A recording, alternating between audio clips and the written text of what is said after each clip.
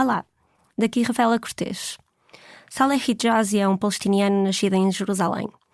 Nascido, na verdade, num hospital próximo do campo de refugiados de Calândia, que é como quem diz, nascido ao lado do muro e do enorme posto de controle militar de Calândia. So I grew up between Ramallah and Jerusalem.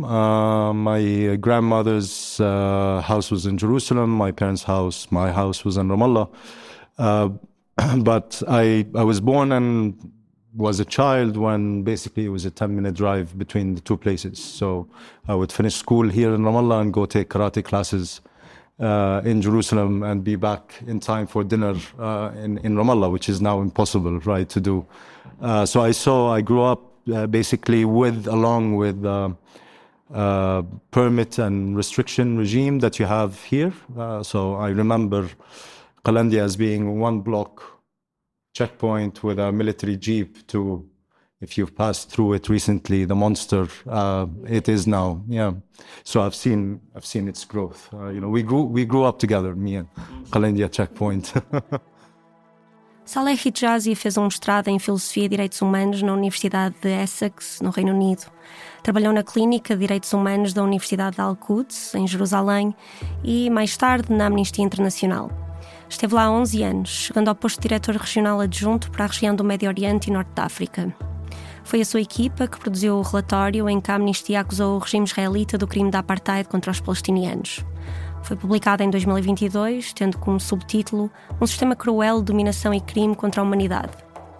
Em 2022, Saleh Hijazi deixou a Amnistia Internacional e foi para um trabalho menos bem pago, numa organização mais pequena e mais local.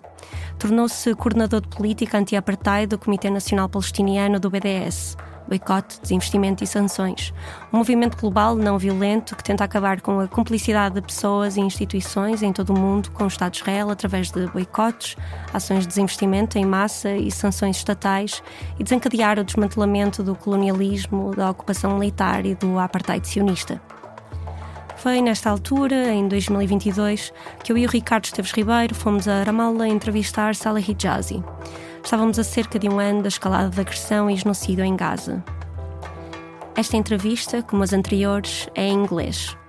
Saleh Hijazi retrata o percurso da Amnistia Internacional até esse relatório mediático sobre o apartheid israelita, explica a importância do BDS na resistência popular palestiniana, a forma como esse movimento colide com o objetivo de neutralidade de grandes organizações não governamentais e o papel de organizações locais palestinianas num sistema de ajuda internacionalizado. Saleh Hijazi não duvida que os palestinianos precisem dessa ajuda, mas exige, como lhe chama, uma reforma radical do modelo em que é prestada. Um novo modelo que responsabilize Israel como perpetrador da violência, do colonialismo e do sistema de apartheid que cria a necessidade de ajuda. Fica, então, com a entrevista a Saleh Hijazi. In 2013, I was a researcher based in London. And I came on a research mission here to look into a pattern of unlawful killings. So there was an increase in the number of killings by Israeli forces against Palestinians in the West Bank, and I investigated a number of those killings, as well as kind of the use of force against protesters. So one of the case studies in the report was the village of Nabi Saleh, which is if you know about it, just outside of Ramallah. They've been protesting from 2009 until really recently against the occupation, against apartheid, but also to reclaim a water spring that was taken away by settlers. Yeah, every Friday, right? Right, yeah. Exactly. And these protests, of course, were met with brutal force from the Israeli forces, including use of collective punishment, but also there were two at the time. Now, I believe there were in total 5 people who were killed in Nabi Saleh since 2009. At that time, there were 2 people who were killed, Rushdie and Mustafa Tamimi. So I looked into their killings. And when we published the report, it was called Trigger Happy. I came along with other colleagues again to the West Bank to kind of discuss the report with organizations, people, but also the communities that were featured in it, including Nabi Saleh. So we went to Nabi Saleh, and they received us very, as you may have also experienced, very welcoming, polite, generous. It was, I remember, like a big circle from like figures from the community, including the activists, and one of the prominent activists there, his name is Bassem Tamimi. He had a copy of the report printed, and he says, "Thank you very much. We always appreciate the work of Amnesty International." Then opens up the recommendation page and says, "But what I see here is that you're telling the occupation how to kill better." So basically, what he was trying to say is that, despite the perhaps well-intentioned work, of course, of Amnesty, that we're not really dealing with the root causes of this, that we're dealing with symptoms, like we're concerned about, for example, the open fire regulations of the Israeli army, rather than actually tackling why the Israeli army is there in the first place. So that,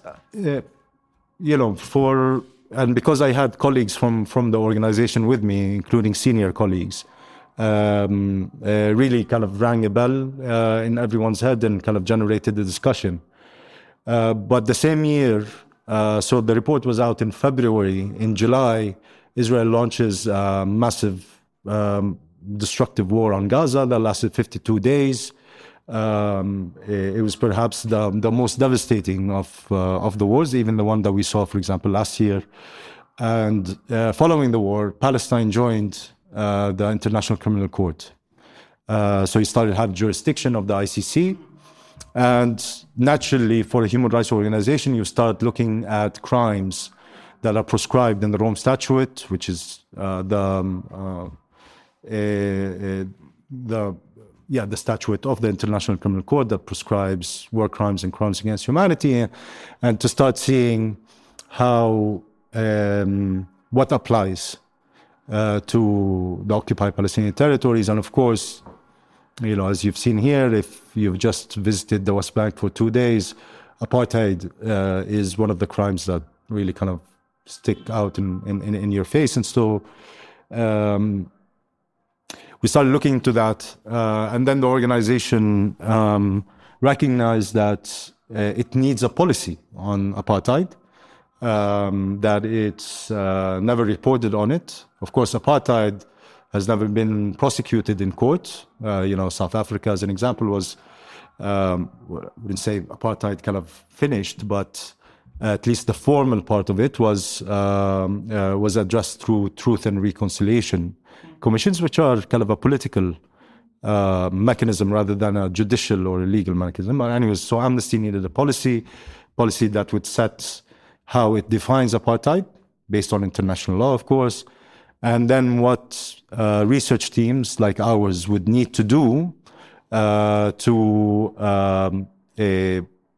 proof or bring evidence that actually this form of discrimination amounts to the crime against humanity of apartheid. So the policy was out in 2017, and this is then what has been happening since, is implementing the policy guidelines on the situation here, collecting evidence, looking back at documentation that the organization has been carrying out for the last 20 years. And I guess, something on a side note, which I hope may be relevant to your questions,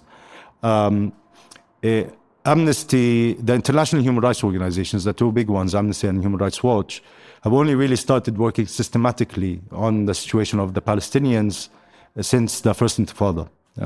Before, it was much less. There was coverage. Amnesty, in doing this report, we looked back at the archives and could find small reports that date back to the 60s, for example, soon after the organization was out. But these are, very tiny reports that come out, for example, once a year on very particular, sometimes just individuals. That changed with First Intifada. And then, of course, kind of like it increased in terms of being systematic. So, consistent monitoring, consistent documentation, consistent reporting, until like the situation that you have now here. Right? So we looked back at that archive, we looked back at the documentation, and then carried out analysis according to how the crime is defined, reaching the conclusion that we have in the report. And did you meet a lot of pushback during that process? Yeah, of course. I mean, and we still do right now. It's people who see, for example, this as, including from within Amnesty, right, as a political term, not understanding that it's actually a legal crime and that you've carried out. Of course, thinking that this is politicization, that this is not strategic, and also that this may pose a risk to the organization and perhaps people who are working in the organization because of the expected backlash from Israel and Israel's allies and groups around the world. There were positions that were very ideological. Of course, perhaps, to call them Zionist positions that could not see that other side, saw that Zionism is only in one way, that it's justified and it's righteous, did not see it as a colonial movement that is racist and intent on the elimination of others. So, there was a dehumanization of Palestinians from within. From within, yes, particularly Amnesty Israel, which is a chapter that exists here, and Amnesty Germany, and some then members and staff within Amnesty elsewhere that also perhaps, agree with this ideology or sympathize with it, or, And how did that play into the whole process? I mean, is this... When you say that there was backlash, is that maybe someone just sending you a WhatsApp saying, hey, what you're doing is wrong? Or is it actual petitions within Amnesty? Yeah. There was Amnesty Israel tried to stop the research. I mean, there was a ridiculous letter that was sent in 2019 to the Secretary General asking the Secretary General to stop research. That was the title of it, stop research. Wow. In what grounds? Again, that this is risky, that this is political, that this, there were all sorts of kind of excuses that were used. In my view, it was purely an ideological position that, Jewish Israelis in Israel, who cannot see outside of their Zionism, just completely reject the view that this system, this regime that they're part of, is actually a crime against humanity. But do you not think that it is also political to call Israel apartheid? Of course. I mean, it is, everything's political, right? But political to what end, right? In this case, it's political and right. We're talking still within kind of the framework of liberal kind of ideologies and world order. Yet it is to a good end. It is, for equality. This is why you're doing it. It is to end racism. It is to address, the structural violence that has been existing for more than 74 years, right? And even longer. As opposed to turning a blind eye and hiding a truth, right? Now, yes, it's political, but at the same time, apartheid is codified in international law, right? In legal documents, it's very clear in the Rome Statute what the definition of the crime is. It's very clear in the Convention on the Elimination and Suppression of the Crime of Apartheid what the definition is. So it's not like somebody's creating a term like terrorism, for example, right? Which is not codified, and therefore it becomes much more problematic when you're using it left and right? But once you have a definition in law, it becomes a legal process. You apply it, you see whether the evidence supports or not support, and there's a proper methodology that is carried out. So yes, it's political for that, I want to say, righteous purpose, rather than for colonial purpose. Yeah. Do you feel like that's maybe the issue with there are big organizations where they're trying to refrain from being political and ending up treating maybe the question of Palestine through a humanitarian lens and not a political one? Yeah, I mean, that's very much prevalent, that you try to create this dichotomy between the humanitarian situation and the political situation in Palestine, trying to basically, like the whole kind of peace process actually is very much, it's a symptom of that, right? Where you believe a negotiated solution is what should be achieved without really addressing then the core injustice at the matter and keep basically dividing the two, right?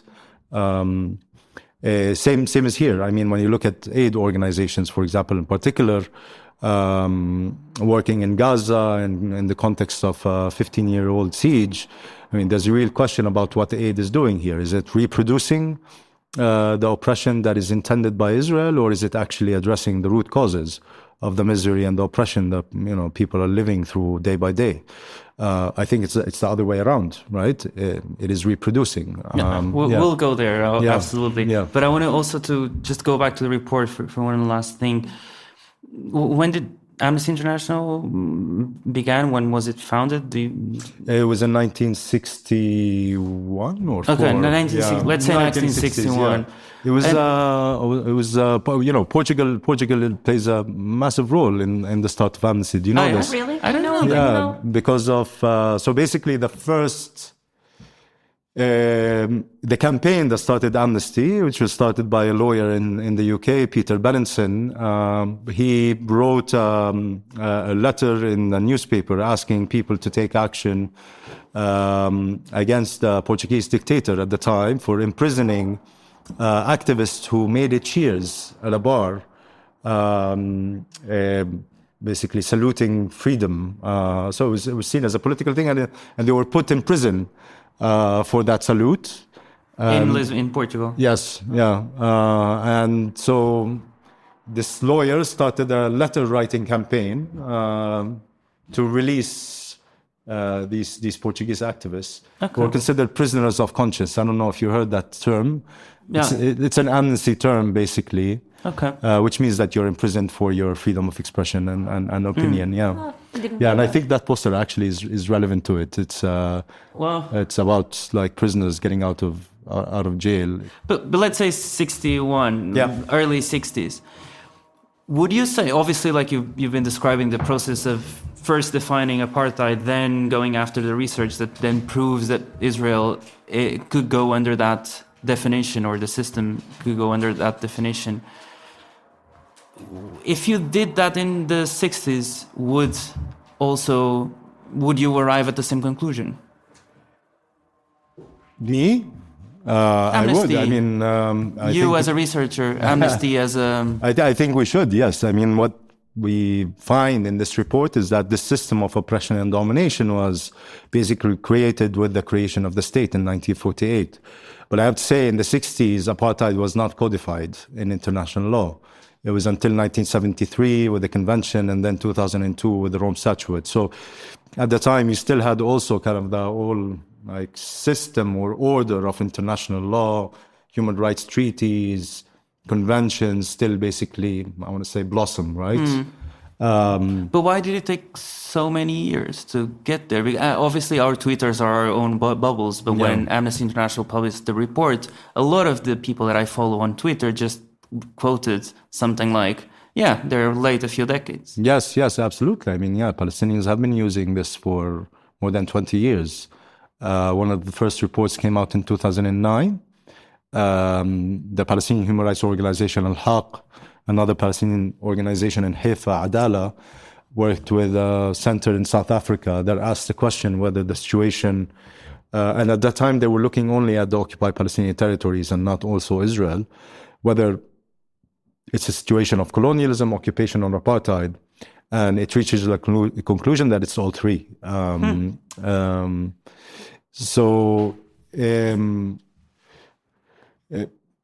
Look, I mean, it's a question that in a way demands that you kind of think in the abstract. But if I'm understanding correctly, is the organization late? Yes. Is it late for political reasons? Also, the answer is yes.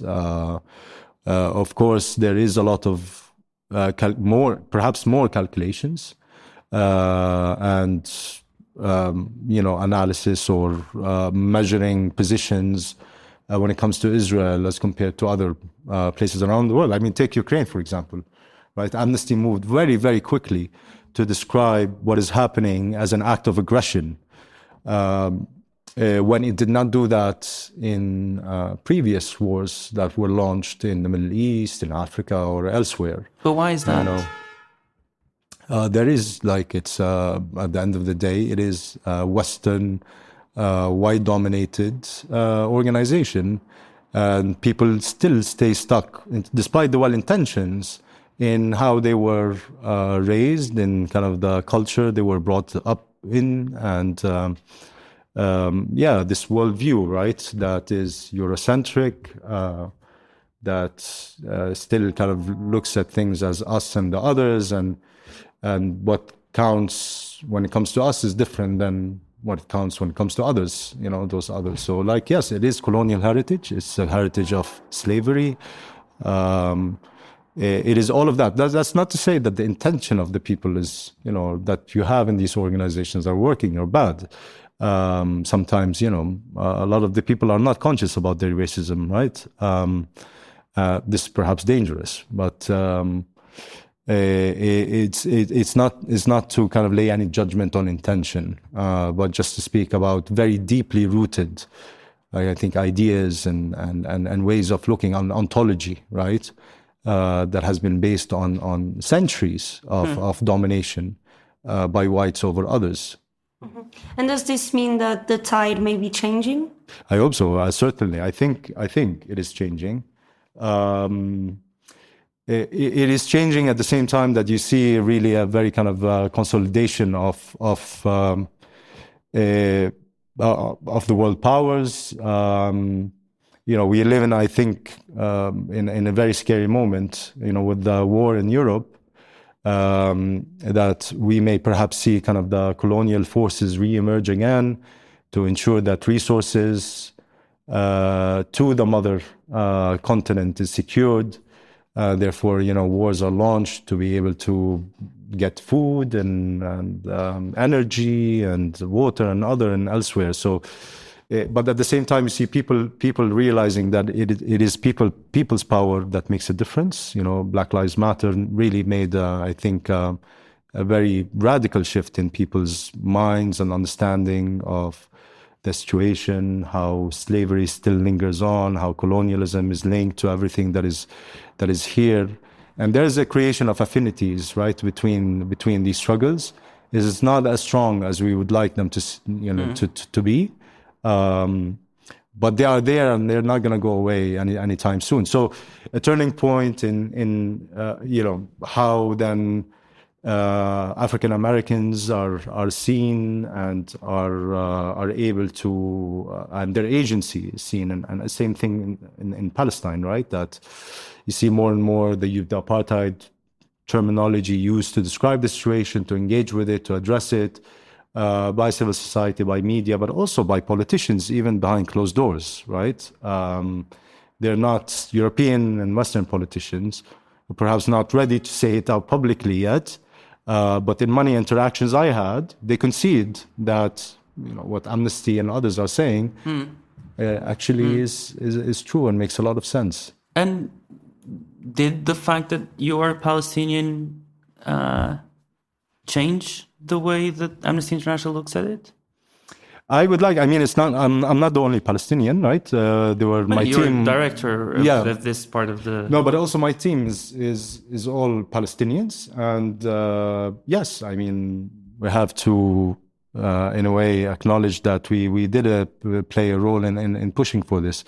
And we were, very determined. Is that why it's so difficult to find Palestinians in positions of leadership in other international NGOs in the region? Yeah, look, Because they would arrive at the same conclusion.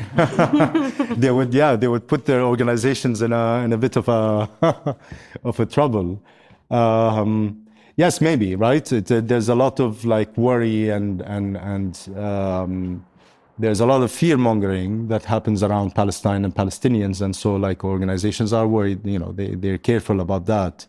But also, I mean, it's important to recognize that Palestinians have been dehumanized for a very long time, right? Consistently, not looking at them as humans, but rather as terrorists, people who want to ruin things, and this gets reproduced in different ways.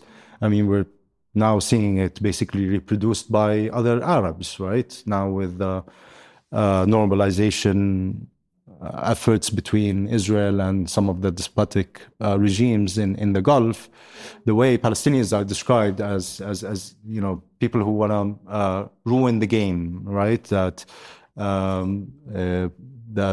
these are people who we gave a lot to, but they don't appreciate what we've been given them, and so they don't deserve now anything at all. And so, and this has been happening for decades. And so this sees its effects, I would say, in different areas, right? So you worry about the Palestinian. You don't welcome them as much as you would, for example, people from other places. Yeah. But it's also, I think, political, I think, at least from people. For example, we interviewed Inaz Abdel Khazak, and she told us she was very, very directly prevented from being part of any leadership position, top position of any UN agency related to Palestinians, because she was Palestinian. So it seems like, I mean, I think on the basis, she thinks on the basis of she's Palestinian, if she's put in that position, then we would be biased. Does that sound reasonable to you somehow? Yeah. I mean, we've had the same experience. One of the lines of attack by Amnesty Israel, for example, was that this research that we've done could not be professional because we were Palestinian, right? So we are incapable of carrying out evidence-based research, carrying out, legal analysis based on international law because of who we are. So this is a very racist thing, right? So of course, like you'll see the Palestinian as being biased. There's no way a Palestinian is going to accept, Zionism in Israel, and therefore, you try to keep them away because otherwise it may create trouble for you. Yeah, but they don't seem to apply the same reasoning to themselves, right? They're always trying to do their own investigations on the brutality that they do, in fact. So a bit of a double standard there. Yeah, absolutely.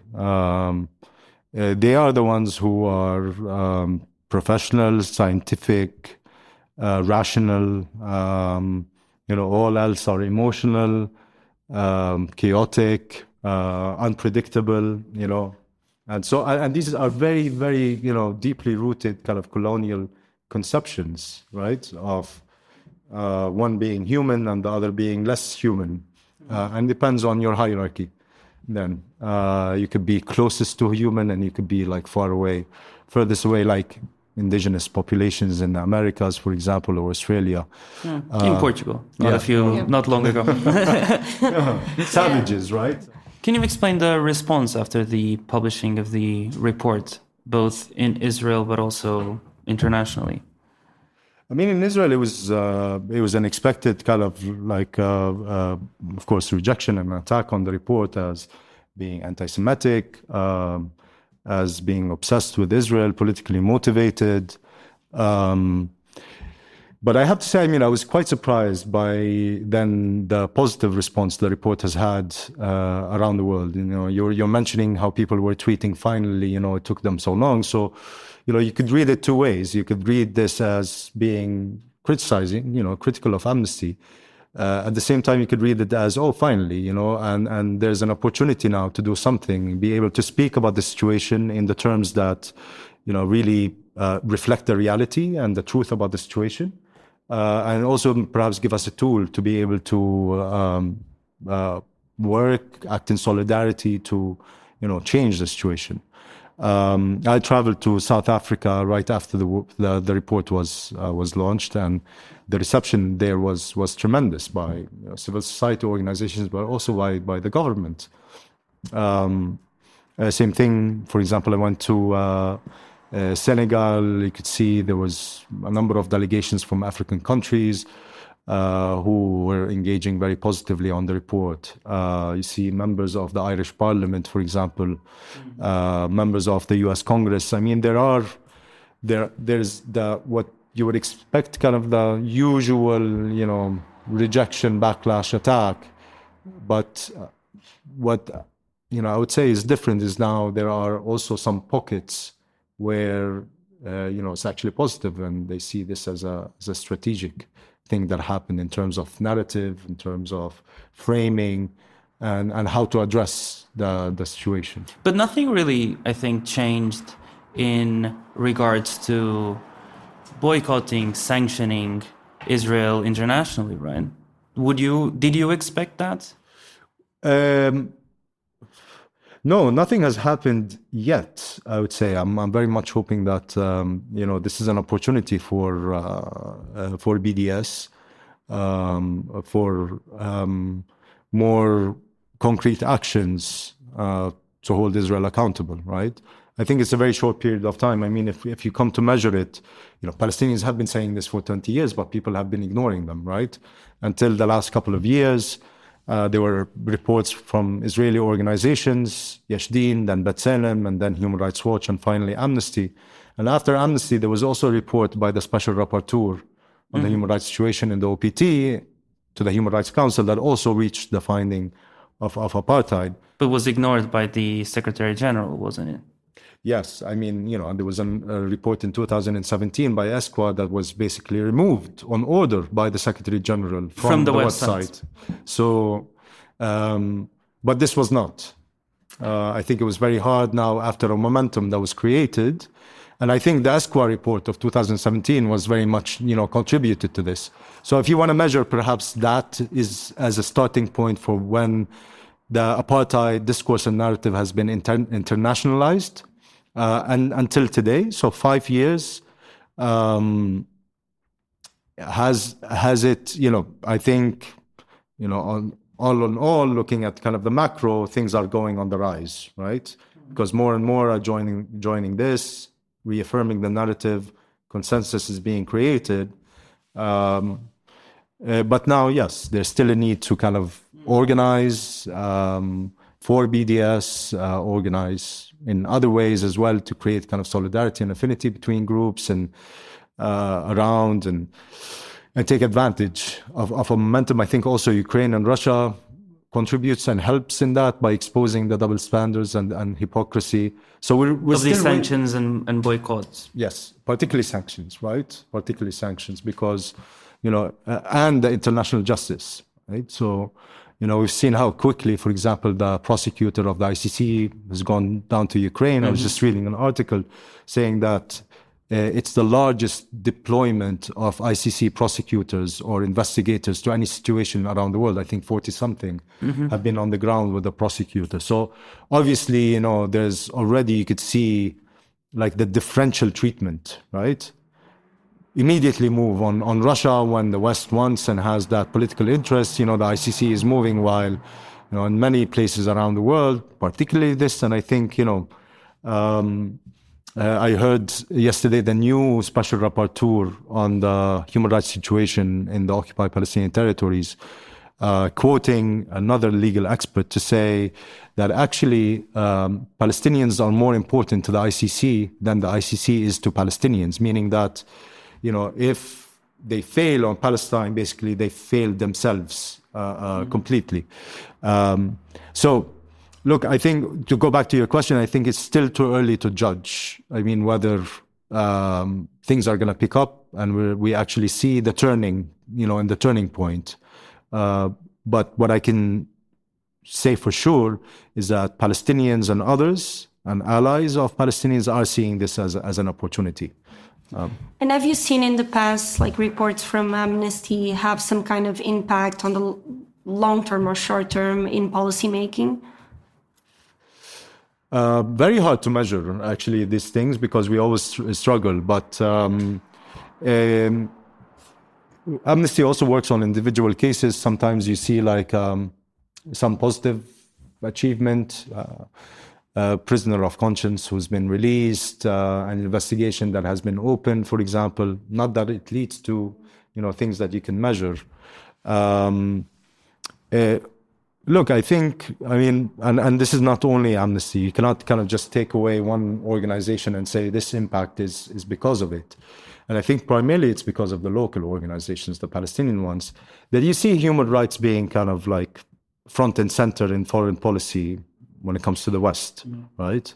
Has that led to anything in particular? Actually, no. And at the political level, not at all.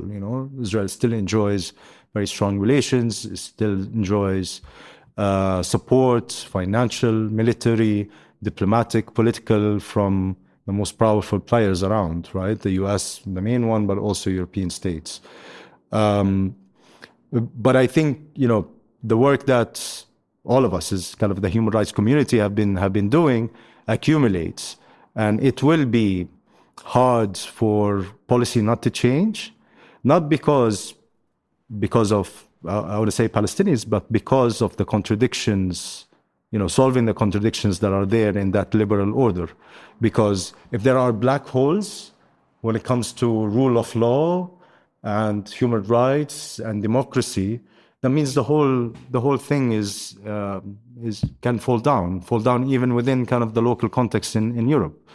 Like, for example, BDS now is equated as to anti-Semitism in Germany, right? So almost, just one step before actually criminalizing it, right? Making it criminal to call for a boycott, divestment, sanction of Israel. And it does seem all the indications that the authorities in Germany would very much like that to happen, just trying to find a way. Now, of course, this is failing Palestinians, but at the same time, this is hitting at the core of Western values of freedom of expression, right? Because if you're not able to make a peaceful call for a boycott against something, then that can apply to anything else around. So today it's Israel, tomorrow it's this big company, Volkswagen or whatever, I'm not saying that there are calls for boycott, but, and later it could be basically against politicians. And so, it is fascism basically in another cloth. And that realization is very important. So, yeah. Did Amnesty ever call for boycott or BDS to Israel? Amnesty does not endorse calls for boycott, and it does not oppose them. But it sees that the call for boycott is freedom of expression that should be protected. And so if I kind of put it this way, that Amnesty does not endorse BDS, but it works to defend the right to BDS, right? But there are also, the BDS, there's the B, but there's also the D and the S. And when it comes to the D, the S, there are basically positions by Amnesty, including recommendations in this report, that, for example, companies must divest from illegal settlements. This is a clear divestment call.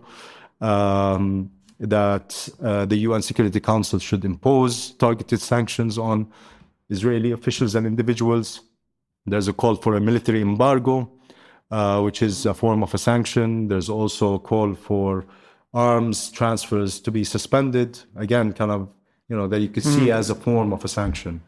Right? Which is calling for BDS without joining the movement of BDS. Yes, in a way, right. And I think, look, this is very important, very strategic, because BDS needs defenders, right? Like, when you go to a lawyer, you want this distance between you and your lawyer in terms of, your positions and what you say, because the judge here needs to see that, he's defending you and you're the one who's accused or who's trying to get his right and whatever. So I think, yes, it is strategic that way. And now what, I hope happens is that members of Amnesty, and there are between 7 and 10 million members around the world, that they join BDS. So, their organization doesn't need to endorse it, but them as individuals can, of course, and I think it's the right choice to do. Yeah. And I think, going back to your question about the opportunity, is that there is now a time and space for us Palestinians to be organizing, coming to a vision for ourselves, reinventing the revolutionary project, if I may, trying to take advantage of what this apartheid narrative is creating, which, the Amnesty report contributed to, but also kind of the hypocrisy of the double standards of the West and how, this may be taken advantage to. So I feel like, I could be doing a lot more for what is at the end of the day, kind of like at the core of my heart and passion, that I could do more and better if I'm outside of an international organization. Why is that? Because look, international organizations do, at the end of the day, there is policy. For example, we've been speaking about boycott, BDS. I can't call for a boycott. So, this is something that I've always struggled with, because as a Palestinian, of course, boycott is a kind of a lifestyle. I can't say everybody, but at least for me and my family, my kids know when we go into supermarkets, something like flashy catches their eyes in the fridge. I don't need to explain much. I just say this is Israeli. Sometimes I use it for, not giving them sweets, but it's. But it's but then in many times, and including in this report, right, with the recommendations, people in webinars and speaking occasions, people ask, so what can we do, right? And the impulse is, you say BDS, just in your own local community, make sure that it is an apartheid-free zone, make sure that you don't buy into Israeli products, make sure that you raise awareness about it. So there is a policy limitation when it comes to Amnesty, when it comes to this, for example, right? So you cannot ask for that while working in Amnesty or other international organizations? Right, exactly. So you wouldn't be able to say the last couple of minutes if you were speaking for Amnesty right now in this interview? Exactly. And why? Just because the organization does not, it cannot be seen like the organization is endorsing a boycott, because that's their policy on not boycotting of Israel only, of any boycott against any person, country, or company. And was that the case, for example, in the South African apartheid?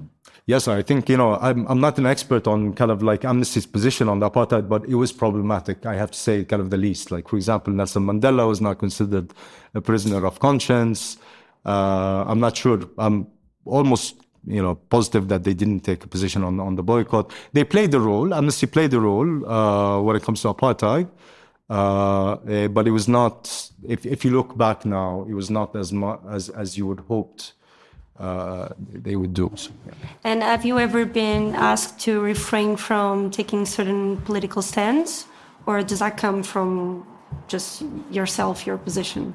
No, I haven't been. I mean, I one time had this kind of a bit of attention around BDS, where I had a poster that I took from one of the protests I was in that.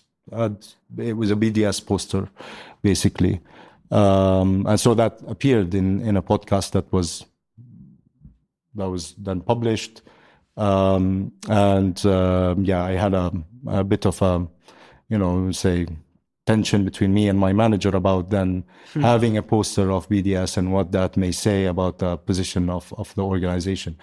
But look, other than that, the other things, I mean, BDS is one of the things, but for example, Amnesty does not take a position on the right to self-determination, not only when it comes to Palestine, anywhere around the world. Now, this also, as a Palestinian, and also from the perspective of Palestinian organizations, this is problematic. The right to self-determination is inscribed as part of international human rights law. And so naturally, you would think a human rights organization takes a position on it. But Amnesty sees that as political, right?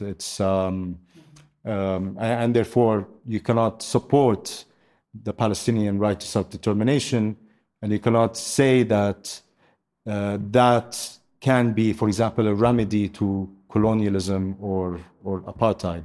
Colonialism is another thing, right? There is no now policy that allows the organization to address the situation like in Palestine or elsewhere as colonialism or settled colonialism and try to find the treatment of it under international law. So there are limits. And these limits, to say, they're not rigid. I have to be, honest about this. They move. There is a lot of debate and back and forth. There's dialectic around it. But perhaps from our perspective, they don't move as fast as we wish them to move. But does that also then influence the way Amnesty engages with local organizations? Yes, of course. We're heavily criticized. I mean, when the report came out, the most substantial criticism of the apartheid report came from Palestinians, right? It was not the attacks of being anti-Semitic. Nobody really picked up the report and said, here your analysis is wrong, or it could be read elsewhere. Palestinians came out and said that, this is great again, but it falls short in addressing the settler colonial context within which apartheid emerges. It fails to address the racism that is there in Zionism inherent. And there was a UN resolution that was then pulled, and the Durban Conference of 2001 came back to kind of reaffirm. And perhaps for some of the voices, it also does not go as far in terms of kind of the analysis of the intent, right? That, all right, perhaps in South Africa, it was apartheid for apartheid. That was the end. Apartheid was the end, right? They wanted a system whereby the majority blacks are segregated, they're the workforce, and they're dominated by then the minority white, and this is a situation. And the system was made to kind of maintain that. Palestinians here, a lot of them, me included, see a genocidal element in Israel's policies, right? There's an element of elimination. So it is perhaps apartheid towards another atrocious end. That is where, and this you could find in Zionist literature and in many of the statements by officials, from the creation of the state until today, where basically Palestine is imagined without its people, right? Ethnical cleansing. Exactly, and that was there in the Nakba. It continues. Masafer Yatta, when you were talking about what Masafer Yatta is about that. It's the, it's all of it coming together, where there's this space, and in this space, Palestinians don't exist. And so there are different ways. In Gaza, it's massive violence. In Masafer Yatta, it's a court decision. Elsewhere, it's other policies, right? Of for example, pushing and segregating. And so, so perhaps the analysis needed to go also kind of a bit further. But I was asking more specifically if that influences how Amnesty engages with local organizations in a way that, we've been interviewing lots of people from local organizations and collectives that tell us how difficult it is to work with bigger international NGOs, specifically when applying for funding and when doing projects with them where they say, I would only work with you if you do not engage with BDS. I will only work with you if you vet that anyone in your staff is not part of any organization in the terrorism list that we abide to. Does that also happen in Amnesty? Not in that. That's a lot more political than what, for example, would happen. I'll give you a recent example of a group of Palestinian organizations and Al-Quds University organizing a conference on the situation of Jerusalem. And Amnesty was there to kind of help. It was part of kind of the discussions around the sessions. But then when it came to kind of the brief about the conference, the brief included, as you would expect, self-determination, settler colonialism, issues that Amnesty does not have a position on or the policy is short. And so Amnesty couldn't sign on. Now, there's, that creates, that has an effect, right? Because Amnesty, the brand, the name can give more exposure.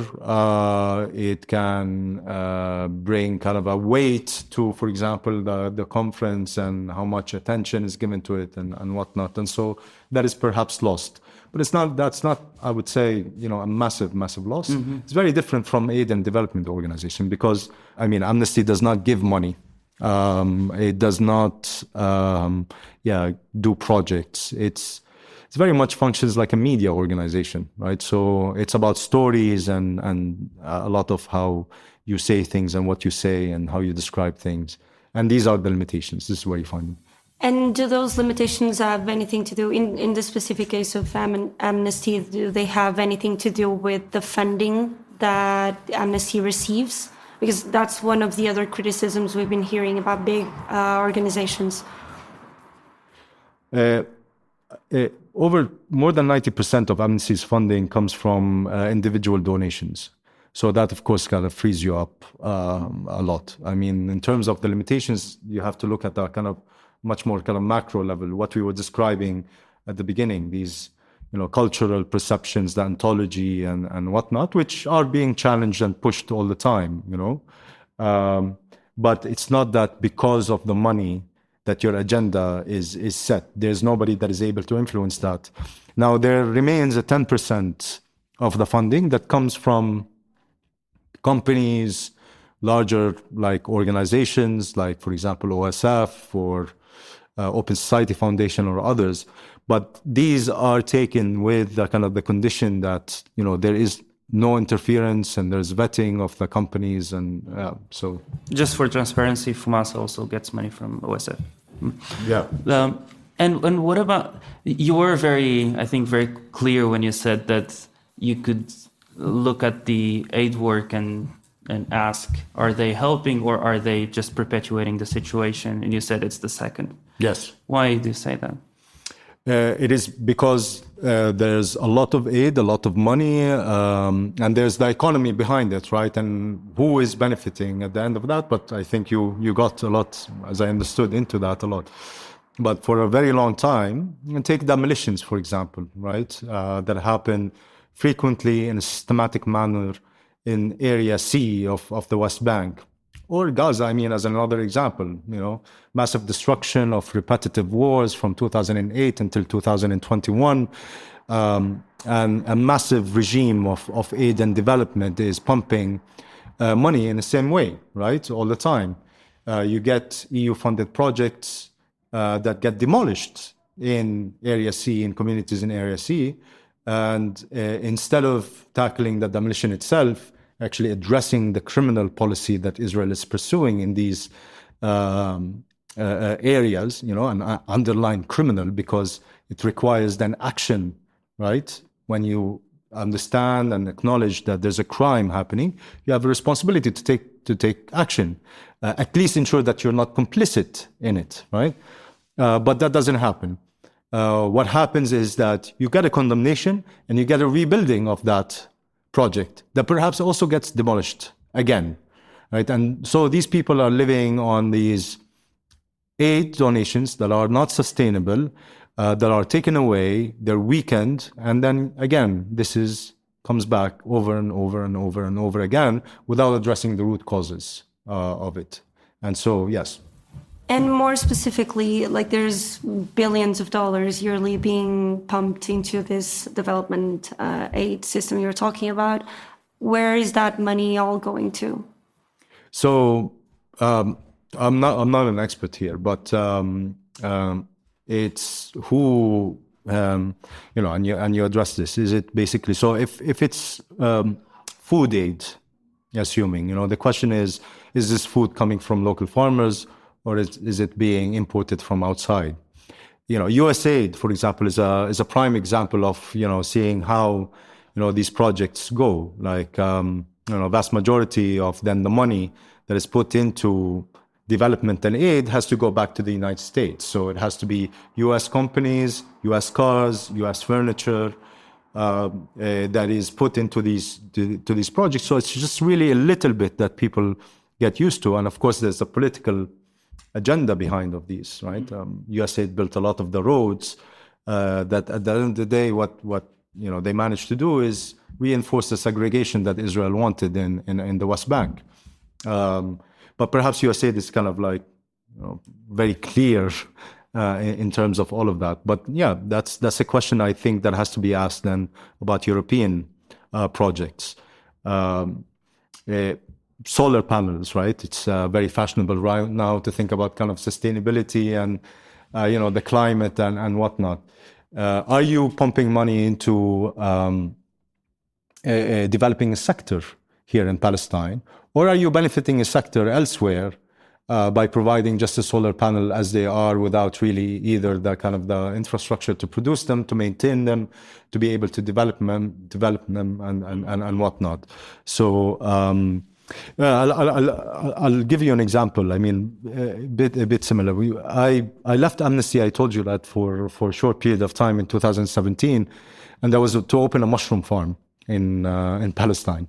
So it was me and a group of friends who wanted to do that. And the reason why we started it is because mushrooms are not part of Palestinian kind of, cuisine, I would say. But we got influenced, of course, by Israel a lot, because we are a subsidiary kind of market. And so started having Israeli mushrooms. People liked them.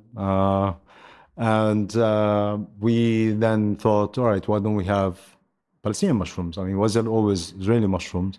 How do you grow mushrooms? Find out that actually it's a complicated process, but it's it's manageable, right? Because it's one thing that you can grow in a controlled environment, so you can create that in controlled environment. So we then with this farm that we started, in a way, started seeing elements of an industry emerging, because another group started looking into how they can create the raw materials for the farm.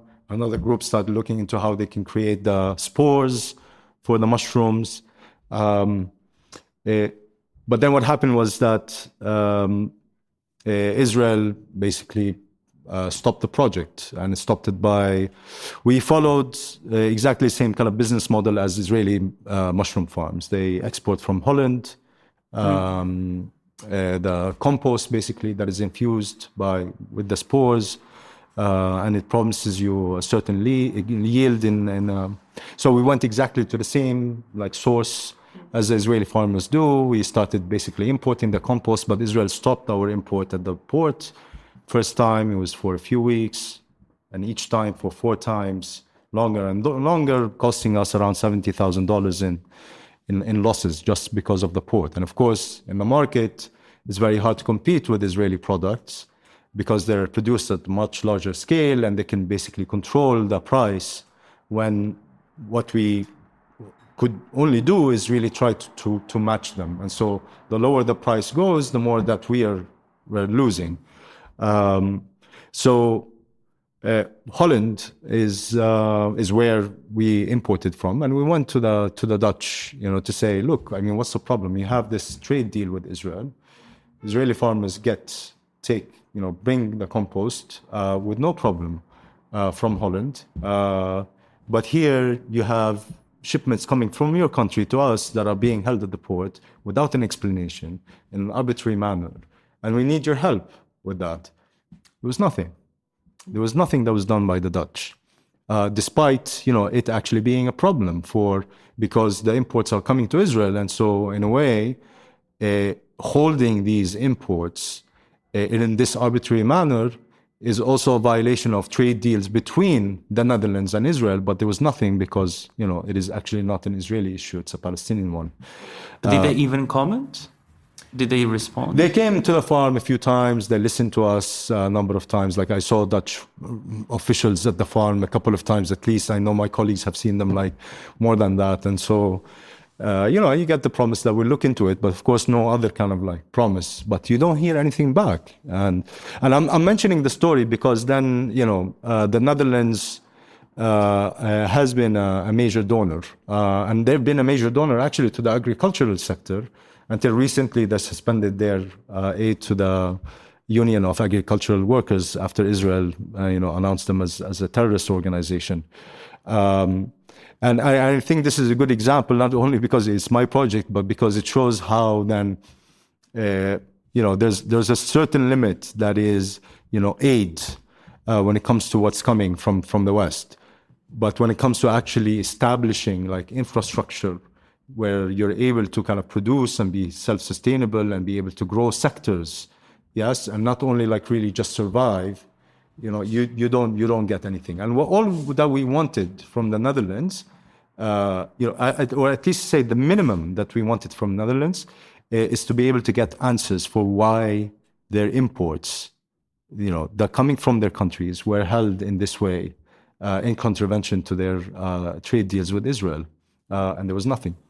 And you were saying that sometimes the aid is just for people to survive and not really to, as the word I think goes, develop. Yes. But Palestinians also need to survive, right? Yeah. And they need to have hospitals in refugee camps. They need to have buildings and roads, right? Yep. Should the aid work complex be dismantled? Wow, it's a big question. It should definitely be engaged with very critically in a public way, and in an honest way that looks into how it can be, radically reformed. This is radical and reform. Can that coexist in a sentence? I mean, yeah. Let's create this term, like a radical reformation. No, but meaning, I mean, in a situation like this that is of prolonged, devastation, you cannot continue the same way, right? You need to find ways into. Of course, Palestinians need aid. They need aid because they are in this situation of colonialism and apartheid. And it is a situation, you mentioned kind of the medical sector or the health sector. And not only that, medical workers, medical facilities are targeted. Gaza is a prime example, but also civil society organizations that provide aid, like the health workers committees, are also announced or designated as terrorists. Their offices were closed. Their director, Shada Oude, is currently in prison, for example. So to say that radical reform is not to say not to continue to provide Palestinians with the equipment, with the expertise, with the training, with the building of, for example, clinics and facilities. Yes, that, and it is very important, but also to take a very solid and strong stance for when these organizations are attacked, to really seek accountability for this atrocious act. I mean, why is Shada Oude right now in prison? It's only because she was doing something that Israel didn't like. And Western diplomats, officials, and politicians do nothing about it, right?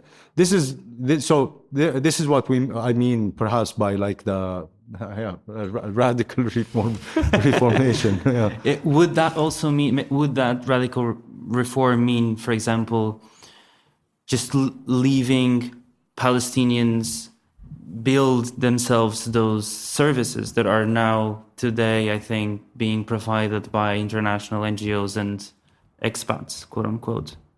Absolutely. I mean, look, it's sector. You need to look at it sector by sector and kind of examine what type of aid. But to stick with, for example, the health sector, it's basically, you need to address the siege, collective punishment, an inhumane collective punishment. This is crucial. This is a premise for then providing medical and health aid. This must be a premise, and there are organizations that do it. I think a great example is Medical Aid for Palestinians, who provide the medical aid, but also do the advocacy that Palestinians want to see when it comes to. Are they local or international? They're based in the UK. They're one of the old development or aid and development, kind of organizations that works, provides medical aid for Palestinians, including in refugee camps in Lebanon and in the occupied Palestinian territories. So they do all sorts of kind of activities when it comes to that, like providing equipment, but also training, sometimes building facilities. But at the same time, having a narrative that describes the situation of Palestinian, the health sector in Palestine, as that of being, for example, under apartheid, of exposing the occupations, like violations against the health workers, health sector, and really pushing then in the UK, but also elsewhere, for example, with the EU, on the core issues. Gaza, it is the siege. And it is also, ending and accountability for the targeting of medical institutions. I mean, war after war, we've seen ambulances, hospitals, clinics being hit. Have you seen any justice for that? I mean, leave alone everything else, but with this, any justice for that? None, zero. This must be a premise, right, for the aid, because otherwise it's just that, again, you see the same thing happen because nobody is really having Israel pay a cost for the violations that it's carrying out. So, yeah. Acabaste de ouvir uma entrevista com Saleh Hijazi, antigo diretor regional adjunto na Amnistia Internacional, atual coordenador da política anti-apartheid do Comité Nacional Palestiniano do BDS. Gravamos em 2022, durante a produção da série Indústria da Ajuda na Palestina. Contactada, a Amnistia Internacional refere que não apoia nem se opõe publicamente ao BDS, defendendo-o como uma forma legítima de liberdade de expressão. Contudo, espera que os seus porta-vozes se abstenham de tomar qualquer ação que possa prejudicar a sua posição de imparcialidade. Já em janeiro de 2025, a organização acabou por suspender o escritório israelita. Fê-lo pela hostilidade com que receberam o relatório de que Saleh Hijazi fala, assim como um seguinte, em 2023, sobre o genocídio em Gaza. Uma representante falou mesmo na existência de evidências, e cito, de racismo antipalestiniano endémico dentro da Amnistia Israel. Esta entrevista foi feita por mim, Rafaela Cortês, e pelo Ricardo Esteves Ribeiro. A Margarida David Cardoso cortou-a e escreveu isto que te estou a ler. O Bernardo Afonso editou o som, Joana Teresa Batista fez a identidade gráfica, o Lucas Grimou de Freitas a estratégia de comunicação, o Fred Rocha tratou do website. Consultem fmaca.pt a série completa, várias outras entrevistas, visualizações de dados e uma enorme lista de livros, filmes e podcasts que nos foram úteis nesta investigação. Fazem ainda parte da equipa Fumaça António Assunção, Luís Marquês, Maria Almeida e Nuno Viegas. Até já!